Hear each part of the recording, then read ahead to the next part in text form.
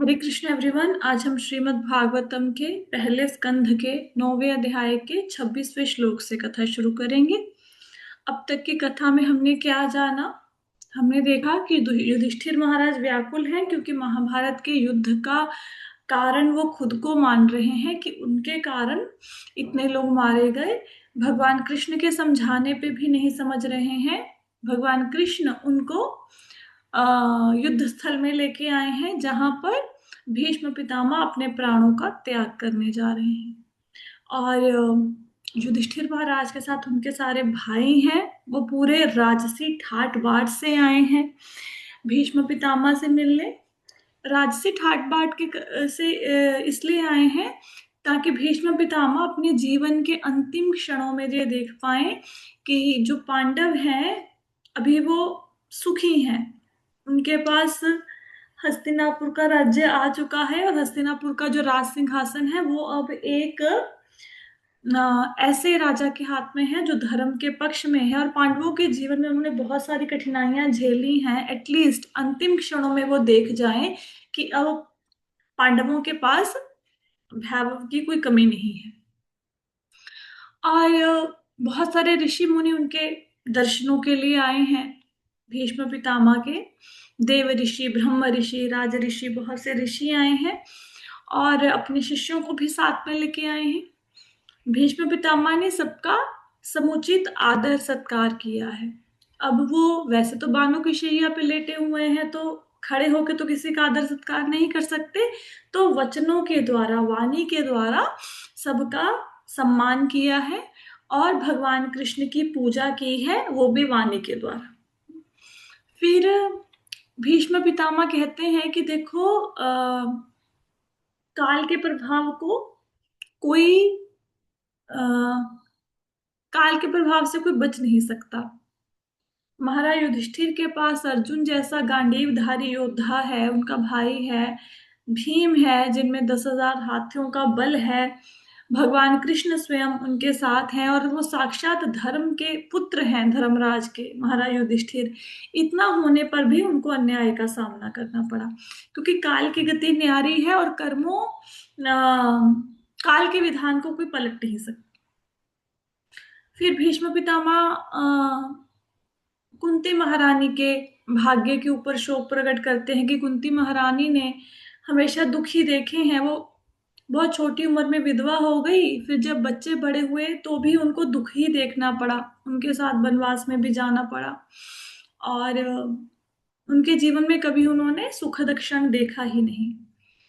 फिर भीष्म पितामह ने बताया कि जो भी कुछ हमारे जीवन में घटित होता है वो भगवान की योजना के अंतर्गत होता है। भगवान की विशिष्ट योजना होती है, प्लानिंग होती है और उनकी प्लानिंग को कोई नहीं समझ सकता। शिव जी, ब्रह्मा इत्यादि देवता भी उनकी प्लानिंग को नहीं समझ सकते, तो हम इंसान तो समझ ही क्या सकते हैं। तो महाभारत के युद्ध का कारण क्या था कि भगवान सारे अधर्मी राजाओं को एक जगह पर इकट्ठे करके उनको खत्म करना चाहते थे एक ही बार में, तो इसलिए महाभारत का युद्ध हुआ। तो युधिष्ठिर महाराज के मन से इस संशय को दूर करते हैं कि युद्ध का कारण युधिष्ठिर महाराज स्वयं थे।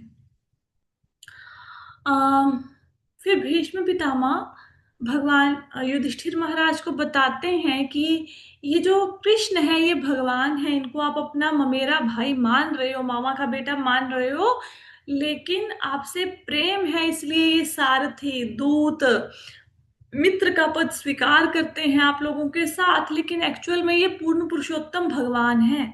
ये मनुष्यों के बीच में मनुष्यों जैसा आचरण करते हैं, लेकिन कौन है ये? भगवान है।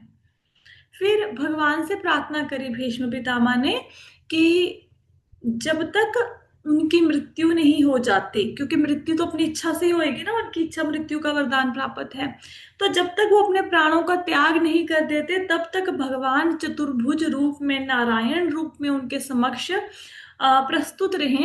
नारायण रूप में क्यों कहा? क्योंकि भीष्म पितामह नारायण के रूप में, चतुर्भुज रूप में भगवान की पूजा करते थे। भगवान के हाथ में शंख चक्र गदा पद्म होते हैं, उस रूप में भगवान की पूजा करते थे। भगवान से इनडायरेक्टली प्रार्थना करी कि वो चतुर्भुज रूप में उनके समक्ष प्रकट हो जाए ताकि वो अपना ध्यान उनके ऊपर एकाग्र कर सके। साथ ही साथ हमने योगी शब्द की चर्चा की थी कि योगी किसको कहते हैं। योगी कहते हैं जिसका ध्यान चिंतन हमेशा भगवान के मन हमेशा भगवान की तरफ लगा रहता है, और जो 100% भगवान की सेवा में लगा हुआ है वो योगी कहलाता है। साथ ही साथ हम लोगों ने ये भी चर्चा की थी कि जब हम भगवान का नाम जपते हैं तो कैसे मन को एकाग्र करना चाहिए, और एटलीस्ट उतने समय के लिए तो मन भगवान पे एकाग्र करना ही चाहिए। और पूरे दिन में कैसे योगी बन सकते हैं, काम करो और साथ साथ में नाम जपो। इस प्रकार हम लोग गृहस्थ में रहकर भी सन्यासी की भांति जीवन व्यतीत कर सकते हैं। अब जब युधिष्ठिर महाराज को लगा कि भीष्म पितामह तो अब शरीर का त्याग करने वाले हैं, तो उन्होंने भगवान कृष्ण ने उनको कहा कि ये महाजन है, 12 लोग महाजन हैं, आपको नाम बताए गए थे। जैसे नारद मुनि हैं, यमराज हैं, सुखदेव गोस्वामी हैं, तो अ, चारों कुमार हैं, इसमें बलि महाराज हैं, ये भीष्म पितामह हैं, ये महाजन है। तो महाजन कौन होते हैं? जिनको धर्म के सिद्धांतों का पता होता है, वो महाजन होते हैं जिनको धर्म के प्रिंसिपल्स पता है। तो उनसे उन्होंने युधिष्ठिर महाराज को संकेत किया कि भीष्म पितामह क्योंकि महाजन है तो उनसे धर्म के सिद्धांतों के विषय में पूछें। हालांकि उस समय उनसे ये प्रश्न पूछा नहीं जाना चाहिए था, क्योंकि वो बहुत अधिक पीड़ा में थे, शारीरिक तौर पर उनकी पूरी बॉडी में बाण लगे हुए थे। फिर भी भगवान ने ऐसा क्यों कहा कि वो भीष्म पितामह से पूछे धर्म के सिद्धांतों को? क्योंकि वो ये दिखाना चाहते थे दुनिया को कि जो भगवान का भक्त होता है उसकी शारीरिक स्थिति, मानसिक स्थिति देखने में जैसे चाहे भी कैसे भी लगे, अब देखने में लग रहा है भीष्म पितामह को बहुत कष्ट हो रहा है, बहुत दर्द हो रहा है, लेकिन वो व्यक्ति पूर्ण रूप से भगवान के चिंतन में लगा होता है, उसको शारीरिक मानसिक कष्ट नहीं सताते हैं। तो इसलिए भीष्म पितामह से धर्म के सिद्धांतों को पूछने के बारे में कहा। और 26वें श्लोक में थोड़ा सा हमने चर्चा की थी, आज थोड़ा डिटेल में श्लोक की चर्चा करेंगे। यहाँ पे भीष्म पितामह ने क्या बताया युधिष्ठिर महाराज को? सबसे पहले वर्णाश्रम, जीवन के आश्रमों के बारे में बताया, और एक तो जीवन के आश्रम होते हैं, एक वर्ण होते हैं। वर्ण तो हो गया ब्राह्मण क्षत्रिय वैश्य शूद्र, वर्णाश्रम हो गया ब्रह्मचर्य गृहस्थ वानप्रस्थ और संन्यास। इन सारे आश्रमों का वर्णन किया कि सब लोगों के ब्रह्मचर्य के, गृहस्थी के, वानप्रस्थी के, शूद्र के, वैश्य के क्या क्या कर्तव्य हैं, उनको क्या करना चाहिए, इसका डिटेल में वर्णन किया। फिर उन्होंने निवृत्ति और प्रवृत्ति नाम के उपखंडों का वर्णन किया। अब आज इस श्लोक को हम थोड़ा डिटेल में जानेंगे। श्लोक है, पुरुषस्वाभविहितान् यथा वर्णम यथाश्रमं वैराग्य राग उपाधिभ्याम आमनात उभय लक्षणान्। अब कहते हैं, महाराज युधिष्ठिर के पूछे जाने पर भीष्म देव ने सर्वप्रथम व्यक्ति की योग्यताओं के अनुसार जातियों के वर्गीकरण, वर्ण तथा जीवन के आश्रमों का वर्णन किया। फिर उन्होंने क्रमबद्ध रूप से निवृत्ति और प्रवृत्ति नाम के 2 खंडों का वर्णन किया। अब इसमें भीष्म पितामह ने क्या बताया युधिष्ठिर महाराज को? प्रभुपाद जी ने अपने तात्पर्यों में बताया है ये सारी बातें। तो सबसे पहले कुछ तो योग्यताएं बताई थी कि अगर मनुष्य अपने आप को सिविलाइज कहता है कि मैं सभ्य हूं, तो उसमें मिनिमम 9 क्वालिटीज होनी चाहिए, जो कि कलयुग के लोगों में तो पाई ही नहीं जाती। जैसे झूठ ना बोलना, क्रोध ना करना, क्षमा करना, ये बहुत सारी ऐसी क्वालिटीज है जो नहीं पाई जाती। खैर, हम लोग नाम जाप ही कर सकते हैं कलयुग में, और तो कुछ नहीं कर सकते, भगवान की कथा सुन सकते हैं। अब ये प्रभुपाद जी लिखते हैं कि सबसे पहले उन्होंने बताया ब्राह्मणों के बारे में। 4 वर्ण कौन? ब्राह्मण, क्षत्रिय, वैश्य, शूद्र। अब ब्राह्मणों को क्या करना चाहिए? ब्राह्मण मतलब ब्राह्मणों को आप क्या कहेंगे? बुद्धिमान वर्ग, इंटेलिजेंट क्लास है ये। तो इनको क्या करना चाहिए? ब्राह्मणों को सबसे पहले तो अपनी सेंसेस के ऊपर कंट्रोल रखना चाहिए, सबसे पहला काम। ठीक है? और अपनी अपने पति या अपनी पत्नी से ही संबंध बनाना है, इलिसिट सेक्स में इन्वॉल्व नहीं होना है। फिर क्या बताया? कि वैदिक ग्रंथों का अध्ययन करना चाहिए ब्राह्मणों को। स्पेशली बोला गया है श्रीमद् भगवत गीता का, स्पेशली। अगर आप ग्रंथों को समझना चाहते हैं बहुत अच्छे तरीके से, तो भगवत गीता जब तक नहीं समझ में आएगी तब तक बाकी के ग्रंथों को समझने में प्रॉब्लम होगी। जैसे कोई व्यक्ति कहे कि मैंने 10th पास नहीं की, मैं सीधे +2 ग्रेजुएशन पोस्ट ग्रेजुएशन कर लूं, तो उसको दिक्कत आएगी, है ना। पहले बेसिक, अब कोई व्यक्ति, बच्चे ने एबीसी नहीं पढ़ा, हम उसको बोलें कि वो 3 लेटर वर्ड बनाएगा, 2 लेटर कैसे बनाएगा, एबीसी नहीं आता। तो भगवत गीता को बहुत अच्छे से पढ़ना, समझना, उसके ऊपर मनन करना बहुत जरूरी है अगर हम शास्त्रों को समझना चाहते हैं। भगवत गीता बेस है। तो अच्छा, भगवत गीता ऐसे समझ में नहीं आती एक बार में। जैसे महाराज जी कहते हैं कि भगवत गीता 18 बार पढ़ो, तो 18वीं बार में थोड़ा सा समझ आना शुरू होता है। चलो, ये तो एक बात थी। अब क्या कहा कि ब्राह्मणों को क्या करना चाहिए? श्रीमद् भागवतम और भगवत गीता का गंभीरता पूर्वक अध्ययन करना चाहिए, ठीक है। और फिर अब जैसे पढ़ते हैं, पढ़ने से तो बहुत सारी चीजें समझ में आती नहीं, कोई समझाएगा तभी समझ में आएंगी। तो अगर वैदिक साहित्य समझ नहीं आ रहा, अब जो ग्रंथ पढ़ रहे हैं उसको समझ नहीं पा रहे, तो उसको समझने के लिए किस व्यक्ति के पास जाना चाहिए? जो खुद भक्ति में लगा हो, उसके पास जाके वेदों को सीखना है। और ब्राह्मण को कोई ऐसी बात नहीं करनी जो शास्त्रों में ना लिखी हो, शास्त्रों के अगेंस्ट बात नहीं करनी, ना ही उसको किसी भी इंटॉक्सिकेशन में इन्वॉल्व होना है, किसी प्रकार के नशे इत्यादि की प्रवृत्ति में इन्वॉल्व नहीं होना। मुझे एक इंसिडेंट याद आ रहा है कि बैंक में एक बार पूजा रखी हम लोगों ने दिवाली की, तो पंडित जी आए। पंडित जी के जेब से बीड़ियों का वो बंडल गिर गया नीचे। अब वो पूजा किए जा रहे हैं, तो बड़ा ना अजीब लगता है, ऑकवर्ड सिचुएशन लगती है। तो कलयुग में पंडित भी नाम मात्र के ही हैं, अब नियमों का पालन तो कोई करता नहीं है ना। तो शिक्षक भी कोई भी बन जाता है। जो शिक्षक होते हैं वो खुद सिगरेट फूक रहे हैं, खुद वो ड्रिंक कर रहे हैं, बच्चों को क्या सिखाएंगे कि इंटॉक्सिकेशन नहीं करना। तो ये भीष्म पितामह ने बताया कि जो शिक्षक बनना चाहता है उसको किसी प्रकार के मादक पदार्थों का, नशा इत्यादि का सेवन नहीं करना चाहिए। और प्रभुपाद जी अपने तात्पर्य में लिखते हैं कि आजकल अगर टीचर बनना है किसी ने, तो उसके पास एजुकेशनल क्वालिफिकेशन होनी चाहिए। वो बच्चा, वो व्यक्ति नैतिक तौर पे कैसा है उससे किसी को कुछ नहीं लेना देना। वो ड्रिंक करता है, वो स्मोकिंग करता है, किसी को कुछ नहीं लेना देना, उसको टीचर बना देंगे। वो कहेंगे स्कूल में तो नहीं पीता ना, घर जाके जो मर्जी करे, उसकी अपनी लाइफ है ना। तो नैतिक योग्यताओं के ऊपर आज के एजुकेशन सिस्टम में ध्यान नहीं दिया जाता, सिर्फ एजुकेशनल क्वालिफिकेशन के बेस के ऊपर टीचर्स की नियुक्ति होती है। लेकिन प्राचीन काल में नैतिक योग्यताओं का बहुत महत्व था, शैक्षणिक योग्यताओं के साथ साथ, एजुकेशनल क्वालिफिकेशंस के साथ साथ। तो ये बताया ब्राह्मणों के बारे में, ठीक है। क्या क्या बताया? कि ब्राह्मण ने इंद्रियों पर संयम रखना है, इलिसिट सेक्स में इन्वॉल्व नहीं होना है, ग्रंथों को पढ़ना है और समझना किससे है? उस व्यक्ति से जो भक्ति में लगा है, और किसी भी प्रकार के नशे इत्यादि का सेवन नहीं रखना, अपने नैतिक मूल्यों को गिरने नहीं देना, ठीक है। आगे फिर आ गया शासक वर्ग, ठीक है। ये हो गया हमारे क्षत्रिय, ठीक है। अब ये शासन करते हैं लोगों के ऊपर। तो इसके लिए क्या कर्तव्य है कि जो क्षत्रिय हैं वो दान देने के लिए बने हैं, दान लेने के लिए नहीं बने हैं। तो क्षत्रियों को दान देना है, लेकिन किसी भी कंडीशन में उनको दान स्वीकार नहीं करना।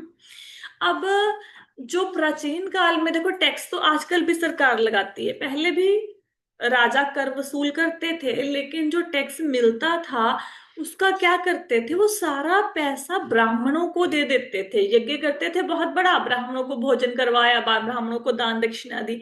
तो जो भी पैसा इकट्ठा किया वो जन कल्याण के कार्यों में लगाते थे। लेकिन आजकल तो ऐसा बहुत कम होता है कि जन कल्याण के कार्यों में लगाया जाए, है ना। और जो क्षत्रिय हैं उनको भी शास्त्रों की नॉलेज होनी चाहिए। अगर क्षत्रियों को शास्त्रों की नॉलेज नहीं है तो फिर उसको क्षत्रिय होने का कोई अधिकार नहीं है। तो प्राचीन काल में जो राजा राज्य करते थे उनको शास्त्रों की नॉलेज होती थी। हम्म बिना शास्त्रों की नॉलेज के किसी को राजगद्दी पर बैठने नहीं दिया जाता था। लेकिन आजकल तो ऐसा नहीं है कि किसी को, नेताओं को शास्त्रों की नॉलेज है। तो पहले के जमाने में जो राज्य होता था वो स्क्रिप्चर्स के ऊपर बेस्ड चलाया जाता था, जो कि आज के समय में नहीं है। और क्षत्रियो की क्या योग्यता होनी चाहिए कि उसको कभी भी हिंसा करने का ढोंग नहीं रचाना चाहिए, कि उस सामने दुश्मन ने आक्रमण कर दिया और राजा बोले कि नहीं नहीं, मैं इतने लोगों को क्यों मारूं, सामने इतनी बड़ी सेना है, इससे तो मुझे पाप लगेगा, चलो चलो युद्ध नहीं करते हैं, बैठ जाते हैं, ऐसा नहीं।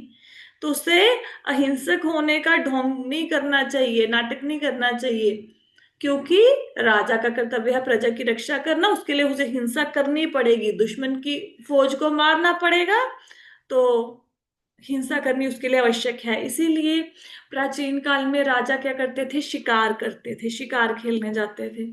क्योंकि अगर अगर हमारे सामने कोई व्यक्ति आए, हमें बोले ये लो तलवार इसका सिर काट दो, हम काट पाएंगे? नहीं काट पाएंगे, हाथ कांपेंगे। उस चीज के लिए अंदर आपके वो दम होना चाहिए किसी का सिर काटने का, है ना। तो पहले वो शिकार करके जानवरों के ऊपर वायलेंस करके, ठीक है, वो अपने अंदर उस वायलेंस को जगाते थे, कल को मेरे को दुश्मन के किसी बंदे को मारना पड़ जाए तो मैं मार सकूं, उस समय मेरे हाथ ना कांपे। तो राजाओं को शिकार करने की छूट थी, ठीक है। तो इसीलिए तो पांडु महाराज ने जब बाण चलाया, जो एक साधु थे, हिरण के रूप में थे, तो उन्होंने जब श्राप दिया, तो पांडु महाराज ने बोला कि आप मुझे श्राप कैसे दे सकते हैं, राजा को अधिकार है शास्त्रों के अनुसार, वो शिकार कर सकता है, आप हिरण के रूप में थे, मुझे कैसे पता लगेगा कि आप साधु हैं और हिरण के रूप में हैं। तो साधु ने क्या बताया, साधु ने कहा कि मैं तुम्हें इस कारण श्राप नहीं दे रहा हूं कि तुमने मुझे मारा, क्योंकि मैं तो हिरण के रूप में है था, राजा को अधिकार प्राप्त है कि वो शिकार कर सकता है।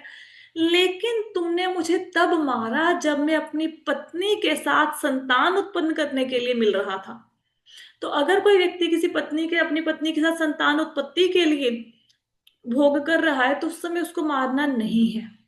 तो इसलिए उनको श्राप मिला पांडु महाराज को, ठीक है। तो शासकों को क्या होना चाहिए, हिंसक होना पड़ेगा उनको। और जैसे यहाँ पे अर्जुन की भी एग्जाम्पल दी है कि अर्जुन क्या करना चाह रहा था कि मैं हिंसा नहीं करूंगा, मुझे पाप लगेगा, तो भगवान ने कितना उनको डांटा, कैसे समझाया भी, है ना। तो शास्त्र जो क्षत्रिय हैं उनको सैन्य शिक्षा में प्रशिक्षित होना चाहिए, उनको मतलब अस्त्र शस्त्र चलाना, युद्ध कैसे करना है, सैन्य की व्यूह रचना कैसे करनी है सेना की, वो सब पता होना चाहिए, ठीक है। तो प्राचीन काल में बहुत अच्छी व्यूह रचना होती थी, बहुत अच्छी।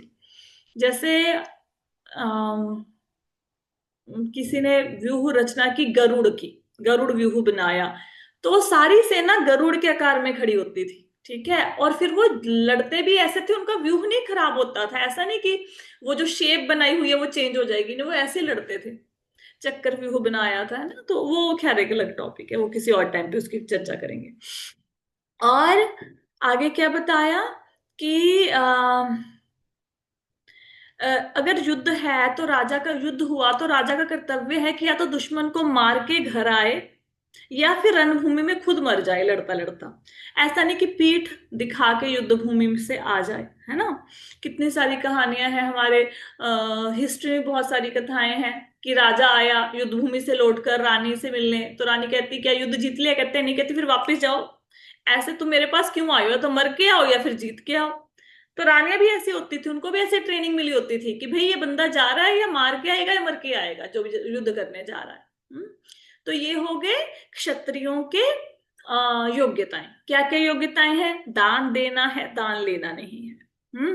और शास्त्रों की नॉलेज होनी चाहिए, और हिंसा करनी पड़ेगी अगर किसी ने आपके ऊपर आक्रमण कर दिया, और युद्ध में पीठ नहीं दिखानी है, ठीक है।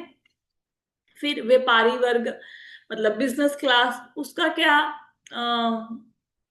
वो है कर्तव्य कि वो गायों की रक्षा करे। गायें क्या देती है, दूध देती है, दूध से मक्खन बनता है, मक्खन से घी बनता है, घी से यज्ञ होता है। जैसे माता अपने बच्चे को दूध पिलाती है, हम गाय का दूध पी के बड़े होते हैं, तो फिर गाय को माता कहा जाता है। तो बिजनेस क्लास का बिजनेस क्लास की योग्यता ये है कि वो गायों की रक्षा करे और खेती बाड़ी करे। ठीक है, खाने पीने का सामान पैदा करें, उसको बांटे, ये उनका अ, था कर्तव्य। और पशुओं की रक्षा भी करे, ये भी उनका कर्तव्य था। पशुओं को पहले के जमाने में तो पशुओं को मारते ही नहीं थे, जैसे गाय इत्यादि की हत्या नहीं होती थी। अभी तो खैर ये बड़ा नॉर्मल सा बात हो गई है। तो क्षत्रियों का काम क्या हो गया, बिजनेस सॉरी, वैश्यों का बिजनेस चलाना है और खेती बाड़ी करनी है, और साथ ही साथ पशुओं को सुरक्षा प्रदान करनी है। कृषि गोरक्षा, ये काम हो गए किसके, वैश्यों के। शूद्र, अब शूद्र थोड़ा कम बुद्धिमान होता है, तो उसको कभी भी स्वतंत्रता नहीं मिलनी चाहिए। आपको पता है अगर मूर्ख के पास धन आ गया तो कितना उसका दुरुपयोग कर सकता है। तो शूद्र को स्वतंत्रता नहीं थी। शूद्र अपने दिमाग से कोई निर्णय भी सही नहीं ले पाते थे। तो उनका काम क्या था कि बाकी जितने भी वर्ग हैं, ब्राह्मण क्षत्रिय वैश्य, उनकी सेवा करें, वो जो आदेश दें उनके आदेशों को एग्जीक्यूट करें, है ना। जैसे क्या होता है, कई बार कोई व्यक्ति अपने दिमाग से कोई काम नहीं कर सकता, उसको कराना पड़ता है कि ये काम को ऐसे कर लो, ऐसे कर लो। हाँ, वो कर देता है, लेकिन उसको कमांड देनी पड़ती है। तो शूद्र क्या करते थे, जैसे उनको ब्राह्मण क्षत्रिय वैश्य कमांड देते थे वैसे वो कार्य करते थे। ठीक है, क्योंकि शूद्र के लिए कहा गया है कि उनके पास धन नहीं होना चाहिए। क्यों नहीं होना चाहिए, क्योंकि अगर शूद्र के पास धन होगा, वो उसका उपयोग किस में करेंगे, या तो वो नशे में उसका प्रयोग करेंगे, या फिर वो और मतलब लड़कियों के पीछे भागेंगे, औरतों के पीछे, सुंदरी के पीछे भागेंगे, या फिर उसको जुआ खेलने में लगाएंगे। ठीक है, अगर कोई व्यक्ति इन तीन चीजों के पीछे भाग रहा है, सुरा, सुंदरी और जुआ, इसका मतलब है कि जनता शूद्रों से भी नीचे गिर गई है। ठीक है, और बाकी लोगों का कर्तव्य है कि शूद्रों का ध्यान रखें। तो शूद्रों को अपने पहने हुए कपड़े दे देने चाहिए, ये देखो लिखा हुआ है ना। हमेशा शूद्रों का पालन पालन का ध्यान रखें और इस्तेमाल किए हुए पुराने वस्त्र दे दें। तो आपके जो भी पुराने कपड़े हैं, तो जो आपकी सेवा कर रहे हैं उनको दे देने चाहिए, है ना। लेकिन before giving your clothes to somebody, उसको नमक के पानी से धो के देते हैं। ठीक है, ऐसे नहीं देते होते। आपकी एनर्जी होती है आपके क्लॉथ्स के अंदर। एक बार आपने देखा होगा बहुत सारे लोग आप कपड़ों के ऊपर ब्लैक मैजिक कर देते हैं। तो whenever you are donating clothes, आप किसी को कपड़े दान कर रहे हैं, तो उसको पहले नमक वाले पानी से निकालो, सुखा दो, फिर डोनेट कर दो। हालांकि करना मुश्किल है, क्योंकि हम लोगों को काम करना मुश्किल लगता है, लेकिन करना ऐसे ही चाहिए। ठीक है। माता और जी, जैसे हम सिंपली वॉश करके भी दे देते हैं। अब जैसे कई ऐसे क्लोथ्स होते हैं जो घर पे नहीं वॉश होते, तो नॉर्मली हम वॉश करके दे दे, वो भी चलता है। नमक में वो होती है, क्या बोले, शक्ति होती है नेगेटिविटी को खींचने की। तो अगर आपको लगता है जैसे घर में बहुत ज्यादा नेगेटिविटी है, तो आपको जो होता है, क्या सी सॉल्ट होता है ना, उसका थोड़ा 2 मुट्ठी डाल के उसका पोछा लगाना चाहिए घर में। ठीक है, आपने देखा होगा बहुत सारी दुकानों पे नमक का बड़ा ढेला रखा होता है। ठीक है, फिर वो अपने आप धीरे धीरे फुरता जाता है। ठीक है, कई लोग नमक को डाल के जगह जगह पे कटोरियों में रख देते हैं। तो अगर आप बहुत ज्यादा डिप्रेशन में हैं, डिप्रेस हैं, तो आप नमक वाले पानी से नहा सकते हैं, सी सॉल्ट वाटर से नहा सकते हैं। नमक वो नहीं जो हम घरों में यूज करते हैं, वो वाला नमक नहीं, जो सी सॉल्ट होता है ना, उससे आप नहा सकते हो। वो यूज करोगे तो फिर बहुत आपका खर्चा हो जाएगा। वो जो समुद्री नमक होता है थोड़ा सस्ता होता है, और लोग इसके बोरियां की बोरियां लेके जाते हैं घर में। तो पता है, तो नमक में कैपेसिटी होती है वो नेगेटिविटी को खींचने की। तो नमक की अपनी शक्ति है, इसलिए नमक वाले पानी से करने के लिए बोला जाता है। ठीक है, राइट। आई होप सो कोई प्रश्न नहीं होएगा इस बात के ऊपर। तो शूद्र अपने मालिक को तब भी ना छोड़ें जब वह वृद्ध और अशक्त हो जाएं, और वे सेवकों को सभी प्रकार से संतुष्ट रखें। अच्छा, अगर किसी के घर में नेगेटिविटी आपको बहुत ज्यादा लगती है ना, तो आप करके देखना। आप रोज मेड को बोलो कि 2 मुट्ठी नमक उसको ला के रख दो, उसमें 5-6 किलो नमक ला के, उसको बोलो 2 मुट्ठी नमक डाल के उससे पोछा मरवाओ। ठीक है, ऐसे करना तो आपको आपको थोड़े दिनों में पता लग जाएगा। It's very good. हमारे घर में हम लगाते हैं, तो इसलिए मैं आपको बता रही हूँ। ठीक है, वो नमक का वो पूरा ढेला भी था पहले घर में, अब नहीं है, बट वो था बहुत बड़ा नमक का टुकड़ा। राइट। तो मालिकों को क्या चाहिए कि शूद्रों का ध्यान रखना है, अपनी इस्तेमाल की हुई चीजें उनको दे देनी है, वस्त्र इत्यादि। और शूद्र का भी कर्तव्य है कि जब तक बूढ़ा नहीं हो जाता तब तक मालिक को छोड़ना नहीं है। और लेकिन जब बूढ़ा हो गया, अब उससे काम नहीं हो रहा, तो फिर मालिक को उसका ध्यान रखना है। ठीक है। तो उसको अगर कोई फंक्शन है, मतलब जैसे कोई यज्ञ इत्यादि किया, तो ब्राह्मणों को शूद्रों को भोजन करवाना है, सबके सब लोगों को। फिर उसके बाद उनको कपड़े देने हैं, फिर वो यज्ञ या फंक्शन पूरा होता है। लेकिन हम लोग क्या करते हैं, कोई आएगा उसको जा जा, तुझे नहीं देना है ना, कोई ऐसे मांगने आएगा उसको भगा देते हैं, बाकी लोगों को खिला देते हैं। तो कोई भी अगर उत्सव है, तो शूद्रों को प्रचुर मात्रा में भोजन वस्त्र देना चाहिए, दान देना चाहिए। हम्म? अब क्या कहते हैं, अब ये हो गए सबके कर्तव्य, हम लोगों ने देख लिए। ठीक है। अब यहाँ पे क्या बताया गया है अगले पैराग्राफ में, कि अम, जो ये जाति प्रथा जो थी, ये भगवान ने बनाया था, वर्णाश्रम, ब्राह्मण क्षत्रिय वैश्य शूद्र। प्रभुपाद जी भी चाहते थे कि ऐसी वर्ण व्यवस्था होनी चाहिए, लेकिन आज के कलयुग में ये पॉसिबल नहीं है। तो आज के कलयुग में तो हम लोग सिर्फ नाम जाप ही एकमात्र साधन है। ब्राह्मण, अब देखो, वो क्या रहा है कलयुग में, किसी में योग्यता है ब्राह्मण की, वो काम शूद्र वाले किए जा रहा है ना। किसी में क्वालिटीज हैं ब्राह्मण वाली, पढ़ना पढ़ाना ज्ञान देना, और वो काम क्या कर रहा है, काम वो बेचारे को बना दिया, आर्मी में भेज दिया, वो वहां पे लड़ाई कर रहा है। ठीक है। अब कोई कोई व्यक्ति है, उसमें क्षत्रिय के गुण हैं, ठीक है, उसको मतलब ऐसे वॉर पसंद है, ठीक है, वो दुश्मन का मुकाबला कर सकता है, तो उसको उठा के बिजनेसमैन बना दिया, वो दुकान चला रहा है बेचारा बैठ के। तो प्राचीन काल में योग्यताओं के आधार पर ऐसा नहीं था कि ब्राह्मण का बेटा ब्राह्मण ही बनेगा, ना ना ना, ब्राह्मण का बेटा क्षत्रिय भी बन जाता था। अगर किसी ब्राह्मण का कोई पुत्र हुआ और उसमें क्षत्रियों की क्वालिटी, तो वो क्षत्रिय बन जाता था। ठीक है। पर शूद्रों का पद नहीं स्वीकार करते थे। तो ऐसा होता था, लेकिन आज के समय में ये वर्णाश्रम सिस्टम पॉसिबल नहीं है। तो हम लोग सिर्फ कथा ही सुन सकते हैं, नाम जाप कर सकते हैं, और तो कुछ लग नहीं रहा आजकल के जमाने में कि पॉसिबिलिटी है कुछ करने की। क्योंकि सब लोगों ने आजीविका कमानी है। अब कोई व्यक्ति टीचर की पोस्ट पे है और 30-40 हजार रुपया कमा रहा है, उसको बोलो नहीं तेरे अंदर क्वालिटीज हैं क्षत्रियों की, तो तू सेना में भर्ती हो जा, तो सरकार ही नहीं लेगी उसकी एज के अकॉर्डिंग, है ना। तो वो पॉसिबल नहीं है। आगे चलते हैं। बट हाँ, कुछ कुछ चीजें हैं जो हम कर सकते हैं, जैसे अभी बात आई ना कि अपने यूज किए हुए कपड़े दे दें। अब इस सारे कॉन्वर्सेशन से, अब अगर हम सोचें कि इतनी क्लास में आधे घंटे से हम चर्चा कर रहे हैं, तो अगर वर्णाश्रम सिस्टम पॉसिबल ही नहीं है, फिर चर्चा क्यों की जा रही है, फिर ऐसे माथापच्ची क्यों कर रहे हैं जो हो ही नहीं रहा, हो ही नहीं सकता। माथापच्ची इसलिए कर रहे हैं, देखो, एक तो हमें समझ आता है कि हमारी नेचर के अकॉर्डिंग हम क्या हैं। वैसे तो कलयुग में सारे लोग शुद्र ही हैं मोस्टली। फिर ये अपनी नेचर के अकॉर्डिंग हमारे अंदर क्या गुण हैं, ये समझ आते हैं। दूसरी बात, अगर हम लोगों ने इतनी सारी बातें पढ़ी, अब सपोज करो हम लोगों ने 20 बातें पढ़ी आज के लेक्चर में, हम 20 अप्लाई नहीं कर पाएंगे, लेकिन कम से कम एक तो अप्लाई करेंगे। कुछ ना कुछ तो क्वालिटी अपने अंदर डेवलप करने की कोशिश करेंगे ना। तो इसलिए हम लोग ये चर्चा कर रहे हैं, कम से कम यही समझ आ जाएगा कि भाई दान देना चाहिए, है ना। तो हो सकता है यही काम हम कर लें, उससे बहुत उद्धार हो जाएगा हमारा। आगे चलते हैं।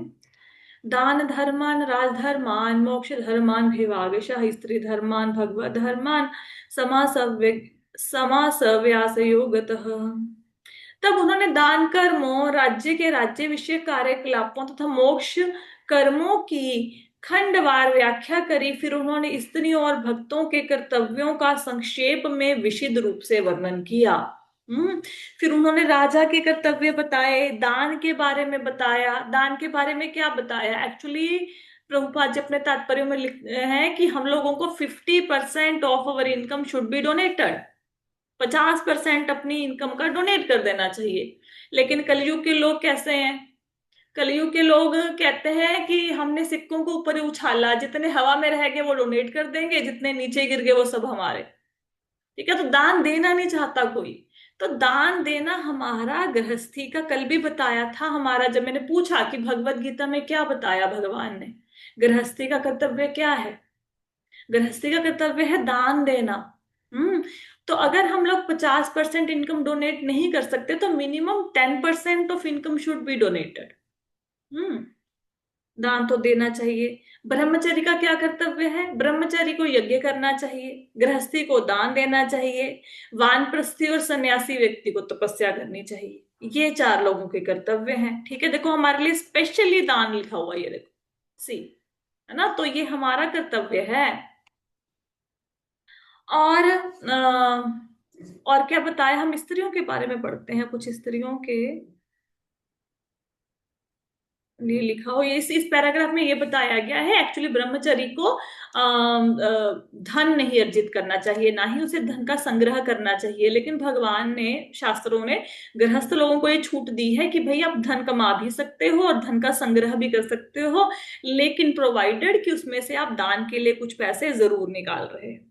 ठीक है, तो प्रभुपाद जी जैसे एग्जाम्पल देते हैं कि नदियों सागर से बादलों के माध्यम से जल प्राप्त करती हैं, पुनः समुद्र में मिल जाते हैं। जैसे आप देखो, सूरज क्या करता है, सूरज पानी को उड़ाता है, भाप बनकर पानी उड़ता है, फिर उससे बादल बनते हैं, फिर बादल फिर बारिश के रूप में बरसते हैं। तो जहां से पानी लिया वहां वहीं को पानी वापस कर दिया, तो ये चक्र चलता है। तो जैसे हमें भगवान सारा, जितना भी हमारे पास धन संपत्ति है, किसने दिया? भगवान ने दिया। तो जब दिया भगवान ने है तो उनके नाम पर जब हमने कुछ देना है तो हम क्यों अपना हाथ नहीं उठाते दान देने के लिए, है ना, तो करना चाहिए। और क्या कहते हैं यहाँ पे, राजधर्म के बारे में बताया, राजनीतिक धर्म के लिए। राजनीति मतलब it's a science, Prabhupada ji लिखते हैं राजनीति भी एक साइंस है। ठीक है, तो राजाओं को बताया जाता था कि आपने सिर्फ टैक्स इकट्ठा नहीं करना, आपने दानवीर बनना है। सुना ना, मैं दानवीर करना, तो राजा बहुत दिल खोल के दान करते थे। है ना, आपने बहुत सारी मतलब कथाएं पढ़ी हैं, जैसा राजा मरुत के यज्ञ में क्या होता था, सोने की थालियों में खाना खिलाया जाता था और लोग वहीं पे फेंक के चले जाते थे, कोई किसी की थाली को नहीं उठाता था। कोई किसी के, जैसे आज की डेट में किसी का 100 रुपए का नोट भी पड़ा हो तो हम क्या करेंगे, उठा के जेब में डाल लेंगे। वो सोने की थालियों को भी नहीं उठाते थे क्योंकि उनके पास अपना बहुत होता था, तो लोग किसी दूसरे के धन के ऊपर नजर नहीं रखते थे। तो राजाओं को सिर्फ टैक्स इकट्ठा नहीं करना, दान देने की भी उनको शिक्षा दी जाती थी और यज्ञ करने की शिक्षा दी जाती थी। राजा का कर्तव्य था कि प्रजा, राजा वो बन सकता था जो प्रजा को धर्म के मार्ग पर चला सके। उसका काम था ये देखना कि ब्राह्मण क्षत्रिय वैश्य शूद्र अपना अपना काम करे, अपना अपना कर्तव्य, कोई किसी और का कार्य ना करे। ठीक है, तो लोगों को जन्म मृत्यु के चक्कर से छुटकारा दिलाने का रिस्पॉन्सिबिलिटी किसके पास होती थी? राजा के पास। तो उसने जनता को जन्म मृत्यु के चक्कर से मुक्त कराना है। हम्म। कहा जाता है ना, कहते, अगर पति अपनी पत्नी को जन्म मृत्यु के चक्कर से मुक्त नहीं करा सकता उसको शादी नहीं करानी चाहिए। अगर माता पिता अपने बच्चों को जन्म मृत्यु के चक्कर से मुक्त नहीं करा सकते उनको संतान उत्पन्न नहीं करनी चाहिए, है ना। तो ये लिखा हुआ है हमारे शास्त्रों शास्त्रों में। ठीक है, तो ये राजा के कर्तव्य, राजनीतिक कर्तव्य बताए। और क्या बताया?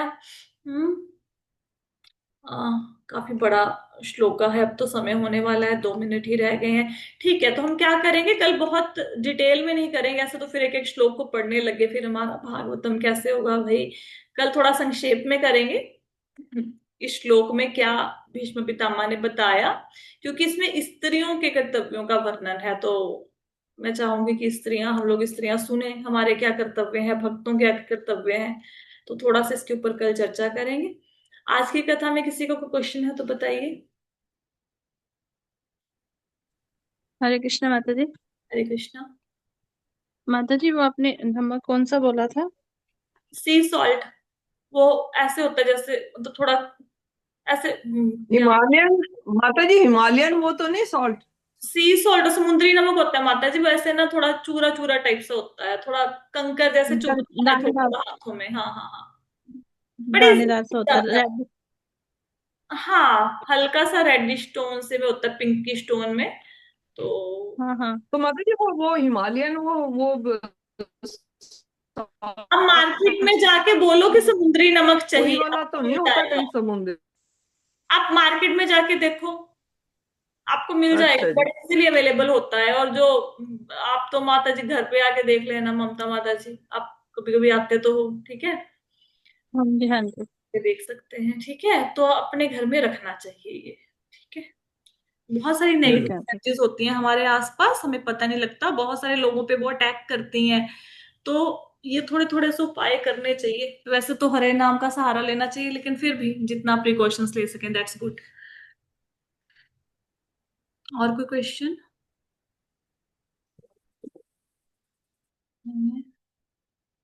तो आज की कथा को यहीं पे विश्राम देते हैं। श्रीमद् भागवतम की जय, श्रील प्रभुपाद की जय, हरे कृष्णा।